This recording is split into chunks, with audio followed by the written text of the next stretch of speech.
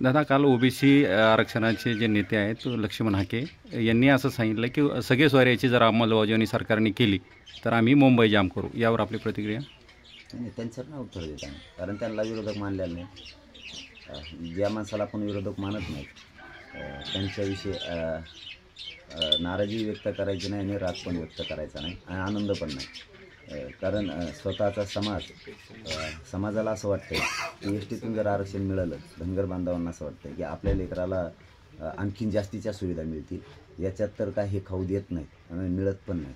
त्यामुळं त्यांचा आग्रह तिथं आहे. छगन भुजबळनं ते काम करणं खूप गरजेचं आहे. एस टी आरक्षण धनगर बांधवाला मिळालं पाहिजे, म्हणजे गोरगरीब धनगरांना जास्तीच्या सुविधा मिळतील आणि ते पूर अधिकारी होतील, मोठे होतील. उगाच छगन भुजबळनं सामान्य धनगर बांधवांचा असा वापर करून स्वतःचा राजकीय फायदा उचलू नये. धनगर बांधवांना, गोरगरिबांना किती फायदा होईल हे छगन भुजबळनं बघितलं पाहिजे.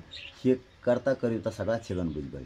यांनी काहीही म्हणले तरी आमची त्यांच्यावर रागही नाही, नाराजी पण नाही आणि धनगरांचं आणि मराठ्यांचं कधी वैर नव्हतं बी.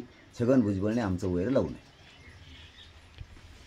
ठेवून आम्ही हातावर हात ठेवून आम्ही बसलेलो नाही. आमचं काम रोज सुरू आहे. आम्ही कुठं म्हणलो तुमचं काम सुरू नाही आणि आम्ही कधी म्हणणारही नाहीत ना. परंतु आम्हाला जे दिसतंय त्यावर आम्हाला काम करणं गरजेचं आहे. कारण मला माझा समाज महत्त्वाचा आहे, समाज माझ्यासाठी मोठा आहे. 1 महिन्याचा वेळ दिला आहे, त्या महिन्यात काय झालं, काय केलं हे लक्षात आलं आहे आमच्या. त्याच्यामुळं आम्ही कुठं म्हणलो की तुमच्यावरचा आमचा विश्वास उडाला आहे किंवा तुम्ही आम्हाला काय केलं आहे. आम्हाला एक कळालं आहे, आम्हाला 13 तारखेपर्यंत आरक्षण नाही मिळालं हे आम्हाला पक्का माहीत. बाकीचा दोष आम्ही तुम्हाला देत नाही किंवा देऊन उपयोग बी नाही. तुम्ही चुकीचे जरी आम्ही म्हणलो तरी उपयोग नाही आहे, कारण आम्हाला तर 13 तारखेला आरक्षण मिळालं नाही. पुढची रणनीती आमची सुरू झाली. आजपासून आमची पुढची रणनीती सुरू झाली. आम्ही संयमच बाळगलेला आहे. संयम बाळगला नसता तर शंभूराजे साहेबांचा शब्द आम्ही पाळला नसता किंवा त्यांना दिला नसता. आम्ही संयमाचे बहुतेक फडणवीस साहेब करू देत नसतील किंवा मराठ्यांना काही मिळू देत नसतील, कारण त्यांना छगन भुजबळ गरजेचा दिसतोय असेल. कारण लक्षात येत आहे अजित पवारांचं चाललेलं त्यांच्या पक्षात असणारे 2-3 पालकमंत्र्यांचं मराठ्यांच्या विरोधातलं षडयंत्र, बीडमध्ये मराठ्यांना, गोरगरिबांना होणारा त्रास हे लक्षात येत आहे. आणि फडणवीस साहेबसुद्धा एखाद्या वेळेस मराठ्यांना आरक्षण मिळू नये म्हणून दबाव आणत असतील बाकीच्या मंत्र्यांवरती सगळ्या. आणि काही मंत्री आहेत तर ते मराठ्यांवरती अन्याय करत आहेत.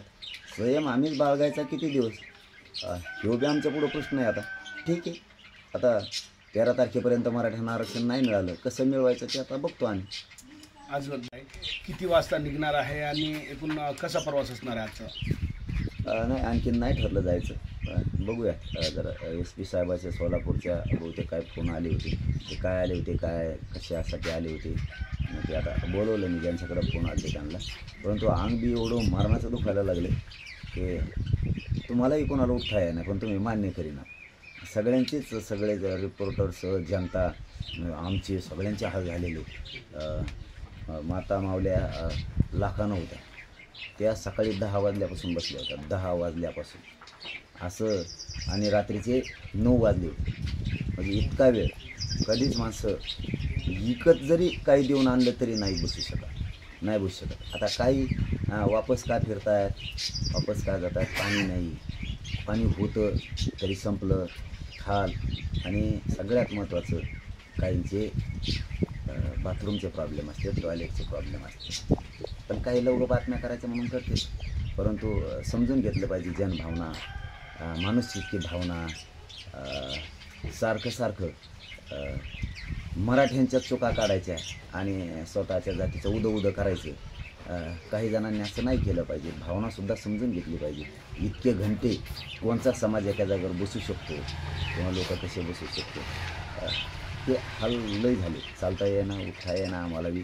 त्याच्यामुळे आता जायचं आज का उद्या की आता 1-2 घंटे ठरवू. मीटिंग संपलेला आहे. काल सरकारकडून काही सूचना तुम्हाला मिळाली का? कोणाचा फोन वगैरे आला होता का की अजून काही वेळ थांबा किंवा काय नेमकं सुरू आहे म्हणून? नाही, काय फोन नाही आला कोणाचा, काय नाही.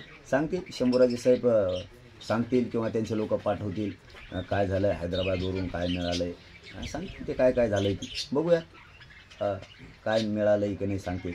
येईल त्यांचा फोन किंवा त्यांचे लोक येतील आणि नाही आला तर आमची आता तयारी सुरू झाली. दादा 288 लढायची की पाडायची याबाबत समाजाची बैठक कधी आणि केव्हा होणार आहे? 20 तारखेला आमरण उपोषण करणार आहे, पण मी ह्यावेळेस तो खूप कठोर करणार आहे. कारण शेवटी माझी शक्तीच ती आहे, माझ्या समाजाची शक्तीच ती आहे. हे शांततेचं जे चाललेलं युद्ध आहे हे 10-11 महिन्यापासून हे नाही केलं कोणाला. म्हणून शेवटी समाजाची इच्छा नाही आहे मी उपोषण नाही करावं. परंतु मी मन बदलली.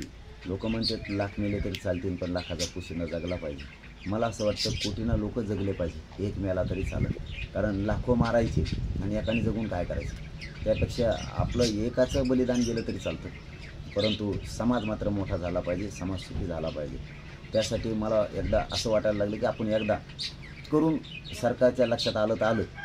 शेवटचा आपण हे केलेलं उपोषण याच्यात जर ते झाले शहाणे तर ठीक नसता. मग 20 तारखेला तारीख डिक्लेअर करणार आहेत आणि की महाराष्ट्रातल्या मराठ्यांची बैठक कोणत्या तारखेला घ्यायची आणि मुंबईला कधी घ्यायची याबाबत 20 तारखेला तारीख डिक्लेअर करणार आहेत बैठकीची.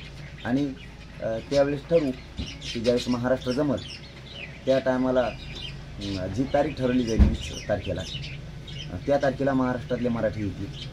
तिथं ठरवू पाडायचे का उभ्या करायचं त्या बैठकीत. 20 तारखेला महाराष्ट्राची बैठक नाही आहे, 20 तारखेला आमरण उपोषण आहे. फक्त 20 तारखेला महाराष्ट्रातल्या मराठ्यांची कोणत्या तारखेला बैठकी हे ठरवलं जाणार आहे आणि त्या दिवशी मात्र कायम फायनल होणार 288 पाडायची का उभा करायची.